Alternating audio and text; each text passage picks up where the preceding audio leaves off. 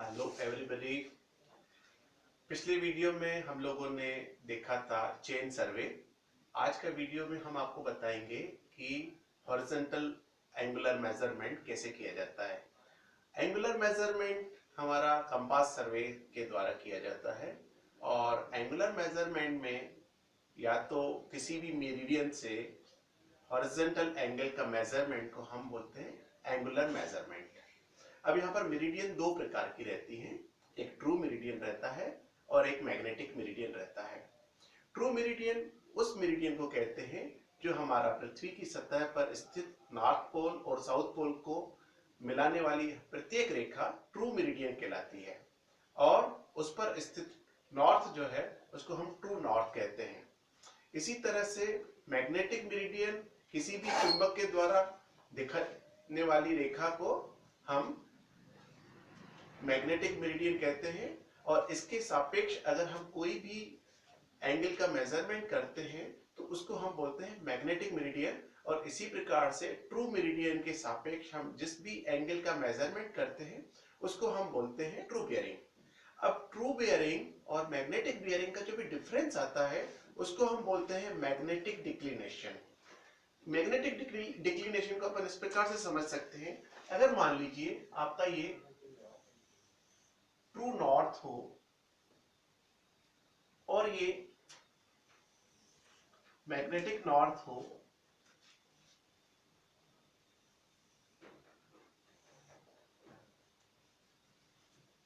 तो ये बीच का एंगल डेल्टा, इसको हम बोलते हैं मैग्नेटिक डिक्लिनेशन। मैग्नेटिक डिक्लिनेशन अगर ईस्ट दिशा की तरफ होगा तो ये कहलाएगा ईस्टिंग मैग्नेटिक डिक्लिनेशन या पॉजिटिव मैग्नेटिक डिक्लिनेशन, और अगर ये वेस्ट दिशा की तरफ इसका झुकाव होगा तो ये कहलाएगा वेस्टिंग डिक्लिनेशन और नेगेटिव डिक्लिनेशन। अब हमने ये समझ लिया मैग्नेटिक बियरिंग और ट्रू बियरिंग में क्या फर्क रहता है। अब जो मैग्नेटिक डिक्लिनेशन है ये सर्वे ऑफ इंडिया द्वारा प्रकाशित आइसोगोनिक चार्ट्स के द्वारा हमें मिलता है। पूरे भारत के प्रत्येक स्थान के लिए सर्वे ऑफ इंडिया ने इसको पब्लिश किया हुआ है, तो इसकी वैल्यू हमको जहां पर भी सर्वे करना होता है उसमें या तो हम ऐड करते हैं या सब्ट्रैक्ट कर देते हैं। ये आइसोगोनिक चार्ट जो रहते हैं इसमें आइसोगोनिक लाइंस को दर्शाया जाता है। आइसोगोनिक लाइंस का मतलब होता है ऐसी लाइंस जो समान मैग्नेटिक डिक्लिनेशन को बिंदुओं को ज्वाइन करती हैं। ये चार्ट से हमको पता पड़ जाता है। अब हम आप बताते हैं कि अब ये जो हमारे बेयरिंग्स हैं, बेयरिंग्स दो प्रकार से प्रस्तुत की जाती हैं। एक तो हमारा रिड्यूस्ड बेयरिंग और हमारा whole circle bearing. Whole circle bearing जो है 0 से लेकर 360 डिग्री तक इसका नाप होता है और ये हमारा जो है नॉर्थ दिशा से क्लॉकवाइज डायरेक्शन में मेजर किया जाता है। इसको नापने के लिए हमारे पास जो कंपास है उसका नाम होता है प्रिज्मेटिक कंपास। इसी तरह से जो हमारा रिड्यूस्ड बेयरिंग या क्वाड्रेंट बेयरिंग होता है इसका नाप 0 डिग्री से लेकर 90 डिग्री के बीच में होता है। अच्छा, इसको हम जो है साउथ दिशा से भी नाप सकते हैं और नॉर्थ दिशा से भी नाप सकते हैं और क्लॉकवाइज भी नाप सकते हैं और एंटी क्लॉकवाइज भी नाप सकते हैं, जो भी कम हो। इनको हम क्वाड्रेंट बेयरिंग में कन्वर्ट कर सकते हैं, क्वाड्रेंट बेयरिंग को हम रिड्यूस्ड बेयरिंग में भी कन्वर्ट कर सकते हैं। आइए देखते हैं कैसे।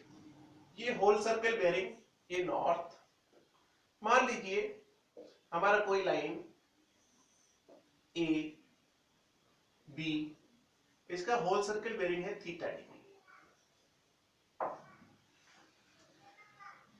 जब ए बी लाइन को क्लॉकवाइज डायरेक्शन में नॉर्थ से नापेंगे थीटा डिग्री तो ये कहलाता है होल सर्कल बेयरिंग। अब अगर इसी तरीके से अगर ये देखें, ये नॉर्थ, अब ये लाइन मान लीजिए ए बी हमारी यहां पर, अब ये क्लॉकवाइज डायरेक्शन में हमने इसको मेजर किया, मान लीजिए ये एंगल है अल्फा डिग्री। तो ये अल्फा डिग्री की वैल्यू आप यहां से देखेंगे तो 180 डिग्री से ज्यादा आएगी, मतलब 0 से 360 डिग्री के बीच में आएगी। अब अगर इसको क्वाड्रेंट बेयरिंग में देखें, पहली वाली लाइन आप देखेंगे कि नॉर्थ के ज्यादा नजदीक है तो इसका हम एंगल नॉर्थ से मेजर करेंगे, ये थीटा डिग्री, लेकिन इसको दर्शाएंगे नॉर्थ थीटा डिग्री ईस्ट। अब हमने इसको क्लॉकवाइज डायरेक्शन में मेजर किया और नॉर्थ से मेजर किया, क्योंकि अगर साउथ से मेजर करेंगे तो एक तो एंगल ज्यादा आएगा, इसमें शर्त रहती है क्वाड्रेंट बेयरिंग में कि जो कम एंगल हो। अब आप दूसरे केस में देखिए ए बी। अब यहां पर स्लाइड ए बी को देखेंगे तो ये साउथ दिशा से ज्यादा नजदीक होने की वजह से अब हम इसका साउथ से नापेंगे। ये एंगल मान लीजिए अल्फा 1 डिग्री। अब हमने इसको साउथ दिशा से नापा, नॉर्थ से नहीं नापा, और एंटी क्लॉकवाइज नापा, क्लॉकवाइज नहीं नापा। क्यों? क्योंकि एंटी क्लॉकवाइज से इसका एंगल कम आ रहा था और साउथ दिशा के मुकाबले इसका एंगल कम आ रहा था। इसको दर्शाने का तरीका हमारे पास है साउथ अल्फा 1 डिग्री वेस्ट। तो क्वाड्रेंट बेयरिंग जो है वो हमेशा 0 से 90 डिग्री के बीच में आता है, लेकिन इसके साथ लेफ्ट हैंड साइड पे या तो नॉर्थ लगा दिया जाता है या साउथ लगा दिया जाता है। ये नोटेशन कंपलसरीली लगाए जाते हैं। और राइट डायरेक्शन में ईस्ट या वेस्ट, इस प्रकार से ये कंपलसरीली लगाया जाता है। अब हम समझेंगे कि इनको अगर हमारे पास होल सर्कल बेयरिंग गिवन हो और क्वाड्रेंट बेयरिंग निकालना हो, और क्वाड्रेंट बेयरिंग गिवन हो तो होल सर्कल बेयरिंग निकालना हो, तो इसको हम कैसे निकालेंगे। मान लीजिए हमारे पास 4 होल सर्कल बेयरिंग गिवन है। पहली है 45 डिग्री, दूसरी है 190 डिग्री, तीसरी है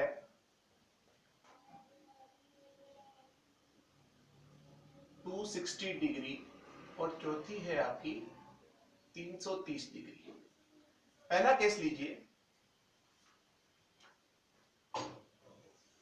जैसे कि हमारी परिभाषा है होल सर्कल बेयरिंग की, क्लॉकवाइज डायरेक्शन में नॉर्थ दिशा से एंगल, ये 45 degree angle,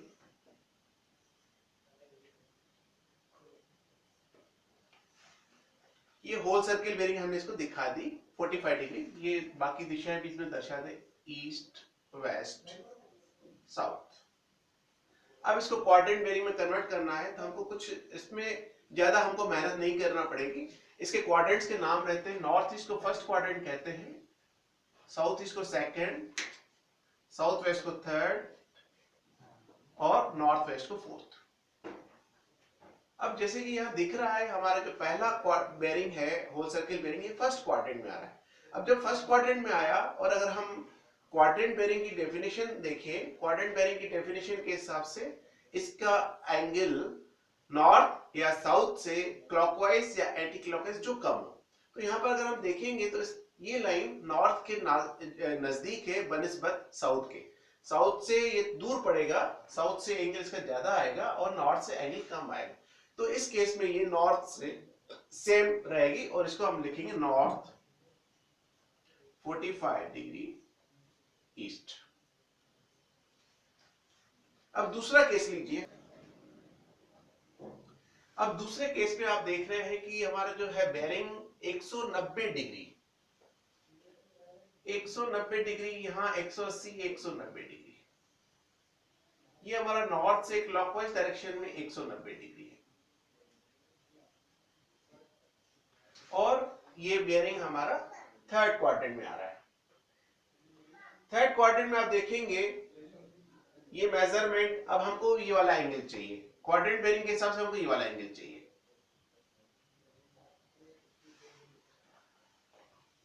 north south 180 degree, bearing 190 degree, ये वाला एंगल हमारा 190 degree minus 180 degree is equal to 10 degree आएगा।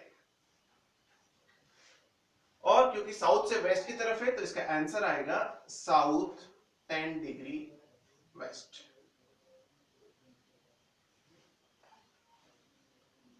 तो इसका फार्मूला हमारे पास बन गया थर्ड क्वाड्रेंट के लिए, होल सर्कल बेयरिंग माइनस 180।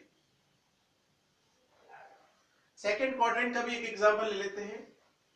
मान लीजिए एक बेयरिंग है हमारे पास 150 डिग्री। सेकेंड क्वाड्रेंट में देखें कैसे काम करेगा।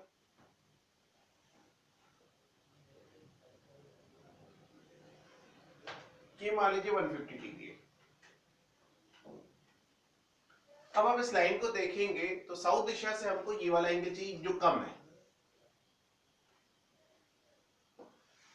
ये एंगल कैसा है? 180 में से अगर 150 माइनस कर दे, second quadrant 180 minus 150 that is equal to 30 degree.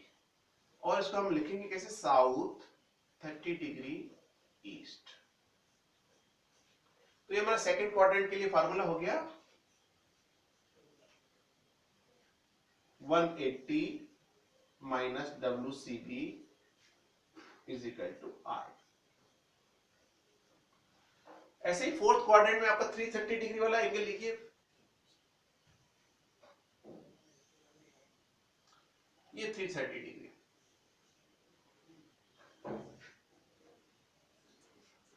Clockwise direction में नॉर्थ दिशा से ये एंगल हो गया 330 डिग्री। नाउ डेफिनेशन के हिसाब से हमको ये वाला एंगल चाहिए। अगर नॉर्थ से नॉर्थ पूरा घुमाया तो एक होल सर्किल हो जाता है वो 360 डिग्री, और 360 में से 330 माइनस कर दे तो हमको ये एंगल मिल जाएगा फोर्थ क्वाड्रेंट के लिए।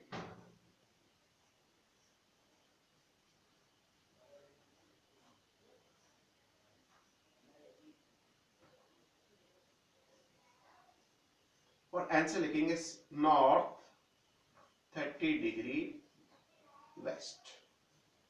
तो फार्मूला हमारा आ गया फोर्थ क्वाड्रेंट के लिए 360 minus WCB is equal to RB।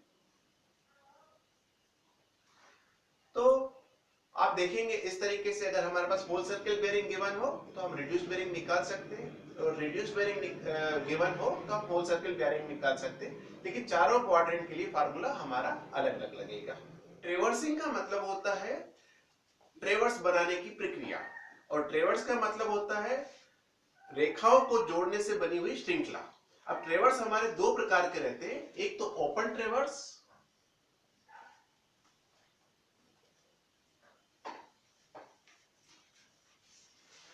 Open ट्रेवर्स जहां पर शुरुआती बिंदु से अंतिम बिंदु नहीं मिलता है उसको हम बोलते हैं ओपन ट्रेवर्स। जैसे मान लीजिए ए से शुरू हुआ डी पे खत्म हुआ, तो डी ए से नहीं मिलेगा। जब डी ए से नहीं मिलेगा तो ऐसे ट्रेवर्स को हम बोलेंगे ओपन ट्रेवर्स। और ये तीन रेखाओं की श्रृंखला है ए बी, बी सी और सी डी। अगर डी बिंदु ए बिंदु से मिल जाता है तो इसको हम बोलेंगे क्लोज ट्रेवर्स।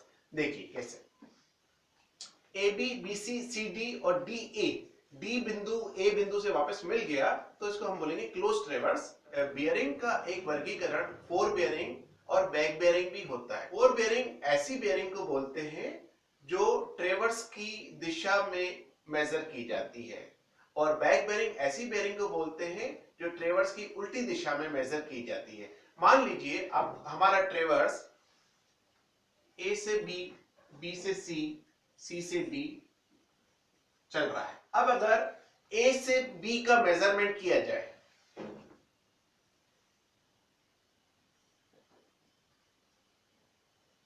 तो ये बेयरिंग फोर बेयरिंग कहलाएगी, और अगर बी से ए का मेजरमेंट किया जाए नॉर्थ तो ये बैक बेयरिंग कहलाएगी। अगर ए से बी को देखेंगे तो ए बी लाइन का फोर बेयरिंग, और बी से ए को देखेंगे तो ए बी लाइन का बैक बेयरिंग। इन दोनों बेयरिंग्स में 180 डिग्री का फर्क रहता है। लेकिन इसमें एक बात ध्यान रखने की है, अगर ए से बी का फोर बेयरिंग जो है और बी से ए का बैक बेयरिंग ये तो ठीक है, लेकिन बी से ए का अगर हम इसको फोर बेयरिंग बोलेंगे तो fore bearing of line B A होगा और back bearing of line A B होगा, दोनों सेम आ जाते हैं। अगर हमारे पास फोर बेयरिंग गिवन हो सारे उनके तो हम आराम से इसका बैक बेयरिंग निकाल सकते हैं। वो एक छोटा सा इसमें फार्मूला लगेगा, fore bearing is equal to back bearing plus minus 180 degree, and back bearing is equal to fore bearing plus minus 180 degree. अगर फोर बेयरिंग या बैक बेयरिंग 180 डिग्री से ज्यादा हो तो माइनस का साइन लगेगा, और फोर बेयरिंग या बैक बेयरिंग 180 डिग्री से कम हो तो प्लस का साइन लगेगा। इस प्रकार से हम फोर बेयरिंग और बैक बेयरिंग निकाल सकते हैं। मान लीजिए एक क्लोज ट्रेवर्स है जिसके हमारे पास 4 बेरिंग्स गिवन है। अब इसका बैक बेरिंग निकालना है। 30 डिग्री में 180 डिग्री प्लस करेंगे 210 डिग्री, 160 में भी 180 प्लस करेंगे 340 डिग्री, 100 डिग्री में भी आपका 180 प्लस करेंगे 280 डिग्री, 200 में से 180 माइनस करेंगे दैट इज 20 डिग्री। इस तरीके से अगर हमारे पास 4 बेरिंग गिवन हो तो हम बैक बेरिंग निकाल सकते हैं। अगर बैक बेरिंग गिवन हो तो 4 बेरिंग भी निकाल सकते हैं, सेम मेथड। मान लीजिए हमारे पास बैक बेरिंग गिवन है तो 210 180 से ज्यादा होने से माइनस हो जाएगा 30 डिग्री, 340 180 से ज्यादा है तो 180 इसमें से माइनस हो जाएगा 160 डिग्री, 280 में से 180 माइनस करेंगे 100 डिग्री और 20 में प्लस करेंगे 180 दैट इज 200 डिग्री। तो 4 बेरिंग गिवन हो तो बैक बेरिंग निकाल सकते हैं, बैक बेरिंग गिवन हो तो 4 बेरिंग निकाल सकते हैं। 4 बेरिंग और बैक बेरिंग में जो 180 डिग्री का फर्क आता है, इससे हमारा चेक भी लग जाता है कि हमारा ट्रेवर्स के जो हमारे मेजरमेंट्स हो रहे हैं वो सही हो रहे हैं। अगर हमारे पास 4 बेरिंग और बैक बेरिंग गिवन है या सिर्फ 4 बेरिंग्स भी किसी क्लोज ट्रेवर्स के गिवन है तो हम उस ट्रेवर्स के इंटीरियर एंगल्स भी मेजर कर सकते हैं। इसके लिए हमारे पास फार्मूला है 4 bearing of next line is equal to back bearing of previous line plus or minus included interior angles। अब यहां पर हमने प्लस का साइन भी लगाया, माइनस का भी साइन लगाया। अगर ट्रेवर्स क्लॉकवाइज डायरेक्शन में रन करेगा तो माइनस का साइन लगेगा और अगर ट्रेवर्स एंटी क्लॉकवाइज डायरेक्शन में रन करेगा तो हमारा साइन प्लस का लगेगा और इस फार्मूले से हम इंक्लूडेड एंगल निकालेंगे। इंक्लूडेड एंगल निकालने के बाद एक चेक लगता है, इसमें चेक ये लगता है कि sum of included angles is equal to 2n minus 4 into 90 degree where n is equal to number of sides of traverse। अगर ये ट्रायंगल होगा तो यहाँ पर नंबर ऑफ साइड 3 होगा, नंबर ऑफ साइड 3 होगा तो आपका इंटीरियर एंगल्स का सम आएगा 180 डिग्री। और अगर ये क्वाड्रिलेटरल होगा तो या रेक्टेंगल होगा तो आपका नंबर ऑफ साइड 4 हो जाएगा और आपका सम आएगा 360 डिग्री एंड सो ऑन। ऐसे जैसे जैसे आपका साइड बढ़ता जाएगा वैसे वैसे आपके इंटीरियर एंगल का सम आपका चेंज होता जाएगा। अब हम आपको एक न्यूमेरिकल से बताते हैं कि इंटीरियर एंगल्स कैसे निकाले जाते हैं। अब हमारे पास एक ट्रेवर्स है A B C D E ए, इसके हमारे पास 4 बेरिंग्स गिवन है। अब ये 4 बेरिंग्स से हमको सबसे पहले तो ये इसकी बैक बेरिंग्स निकालना पड़ेगी। बैक बेरिंग्स निकालने के बाद हमको ये जांच करना पड़ेगा कि हमारे ये ट्रेवर्स क्लॉकवाइज है या एंटी क्लॉकवाइज है। तो बैक बेरिंग्स निकाल लेते हैं। Line A B 79 degree 10 minutes.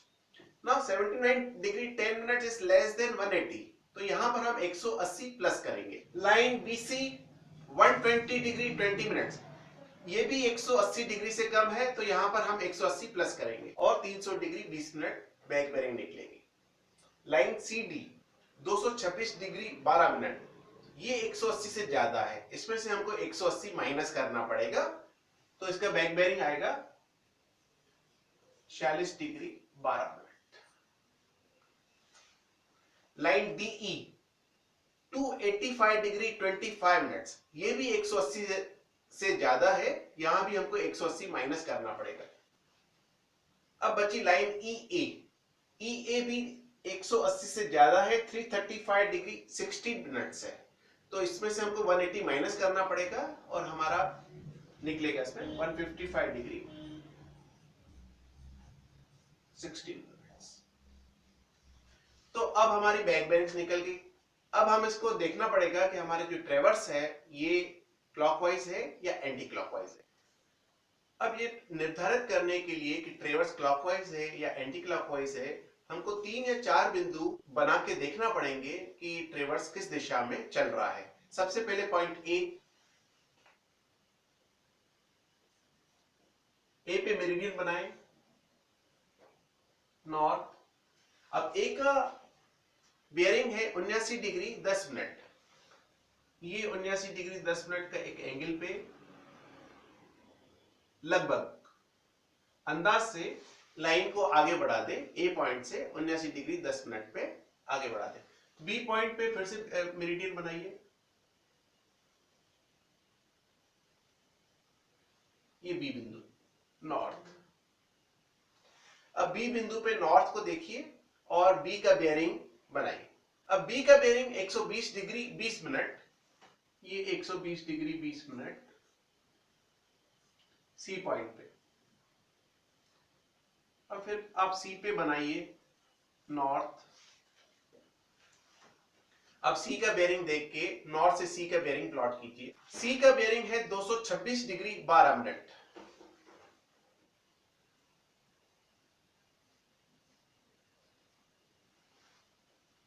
अब आप क्लियर देख सकते हैं कि ए से बी, बी से सी क्लॉकवाइज डायरेक्शन में चल रहा है। तो इससे ये निर्धारित हो गया कि हमारा ट्रेवर्स जो है वो क्लॉकवाइज डायरेक्शन में रन कर रहा है।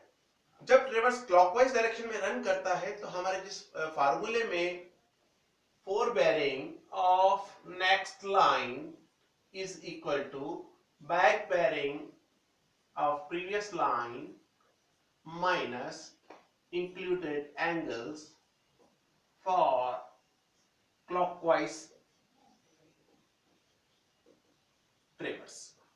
अब आप देखिए fore bearing of next line is equal to, इससे हम इंक्लूडेड एंगल निकाल सकते हैं। Included angle is equal to back bearing of previous line minus fore bearing of next line. अब अगर आपको एंगल ए निकालना है तो एंगल ए में back bearing of previous line होगी back bearing of E A minus fore bearing of A B. आप देख सकते हैं ए बिंदु पे प्रीवियस लाइन ई ए है और फॉरवर्ड लाइन ए बी है, तो यहां पर आप इसकी वैल्यू लगा देंगे।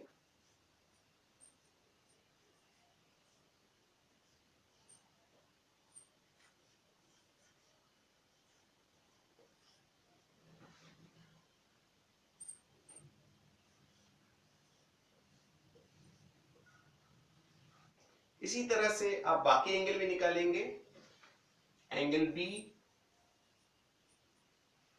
एंगल सी और angle E, back bearing of BE minus fore bearing of E A, back bearing of A B minus fore bearing of B C. Angle C is equal to back bearing of BC minus 4 bearing of CD. Angle D is equal to back bearing of CD minus 4 bearing of DE.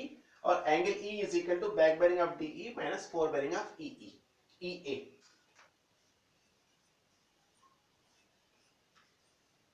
138 degree 50 minute. तो जब आप ये अपना values लगाएंगे यहाँ पर और इनका ऑपरेशन करेंगे पॉजिटिव नेगेटिव का, तो आपके पास ये रिजल्ट्स आ जाएंगे जिससे कि हमारे इंटीरियर एंगल्स निकल जाएंगे। अब ये इंटीरियर एंगल सही है या गलत है ये कैसे पता पड़ेगा? जब हम इसको टोटल लगाएंगे।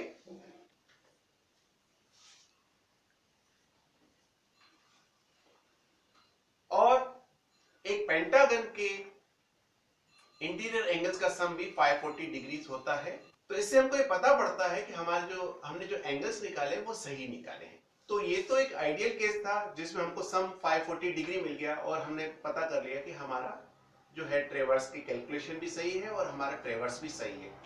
लेकिन उस केस में क्या करेंगे जब हमारे पास फोर बेयरिंग और बैक बेयरिंग में डिफरेंस 180 डिग्री नहीं आ रहा हो या हमारे सम ऑफ एंगल्स जो है वो 2n-4 × 90 डिग्री वाले फार्मूले को फॉलो नहीं कर रहे हो, उस केस में हम क्या करेंगे और उसका कारण क्या है? जब भी फोर बेयरिंग और बैक बेयरिंग का डिफरेंस 180 डिग्री नहीं आता है या सम ऑफ द इंटीरियर एंगल्स इस रूल को फॉलो नहीं करता है, उस केस में हमारा जो है मेजरमेंट में कहीं ना कहीं पर मिस्टेक है। इस मेजरमेंट में एक बहुत बड़ी मिस्टेक तब आती है जब हम सर्वे किसी मैग्नेटिक फील्ड के पास करते हैं या किसी हाई टेंशन इलेक्ट्रिक लाइन के पास करते हैं या सर्वेयर के पास कोई बहुत ज्यादा लोहे का सामान हाथ में रहता है, जिसकी वजह से हमारा मैग्नेटिक नीडल जो है वो डिफ्लेक्ट करता है और हमको सही रीडिंग नहीं देता है। उस केस में जब हमको मैग्नेटिक नीडल सही रीडिंग नहीं देता है तो सही की हुई बेरिंग में जो भी डिफरेंस होता है उसको हम बोलते हैं लोकल अट्रैक्शन। तो लोकल अट्रैक्शन लोकल अट्रैक्शन का पता हमको इस ऐसे पता पड़ जाता है जब हमारा रिजल्ट सही नहीं आ रहा है। अब ये ट्रेवर्स देखिए ABCDA।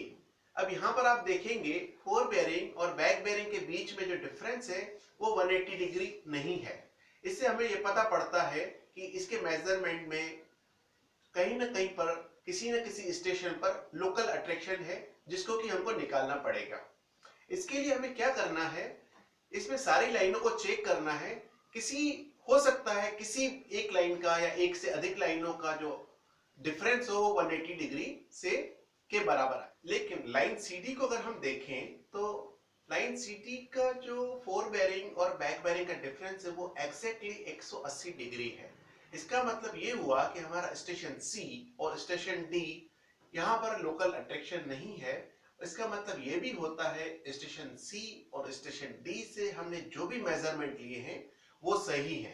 तो अब देखेंगे हम यहाँ पर स्टेशन C से हमने एक मेजरमेंट लिया fore bearing of CD, station D से हमने एक मेजरमेंट लिया back bearing of CD, station C से हमने एक और मेजरमेंट लिया back bearing of BC, station D से हमने एक और मेजरमेंट लिया फोर बेरिंग ऑफ DA। तो स्टेशन C और स्टेशन D के लोकल अट्रैक्शन से फ्री होने से हमारे चार बेरिंग सही है। बाकी चार बेरिंग में हमको करेक्शन अप्लाई करना पड़ेगा। अब देखते हैं इसको हम कैसे करेक्शन अप्लाई करते हैं। हम DA लाइन से स्टार्ट करेंगे। DA लाइन का फोर बेरिंग है 8 डिग्री 10 मिनट, जो कि सही है क्योंकि हमारा स्टेशन D जो है वो फ्री फ्रॉम लोकल अट्रैक्शन है। अगर फोर बेरिंग DA का 8 डिग्री 10 मिनट है तो DA का करेक्टेड बैक बेरिंग होना चाहिए 8 degree 10 minute plus 180 degree is equal to 188 degree 10 minute. लेकिन DA का बैक बेरिंग गिवन है 187 डिग्री। इसका मतलब ये हुआ कि A स्टेशन पे local attraction 188 degree 10 minute minus 187 degree is equal to 1 degree 10 minute है। ये 1 डिग्री 10 मिनट A स्टेशन से ली हुई हर रीडिंग पर अप्लाई होगा। अब fore bearing of AB 48 degree 50 minute हमको गिवन है।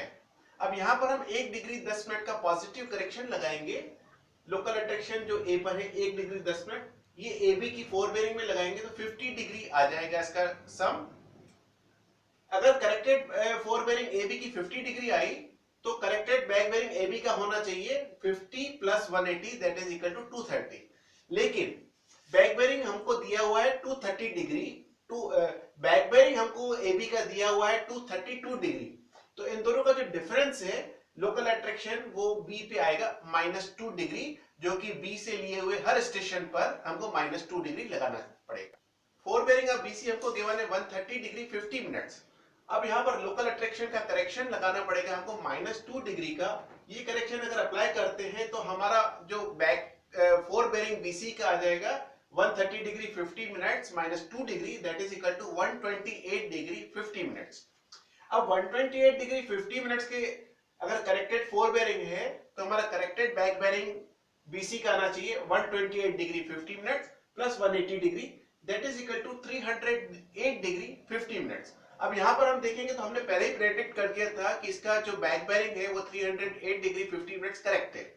तो यहाँ पर भी 308 डिग्री 50 मिनट्स आ रहा है और यहाँ पर भी 308 डिग्री 50 मिनट्स आ रहा है।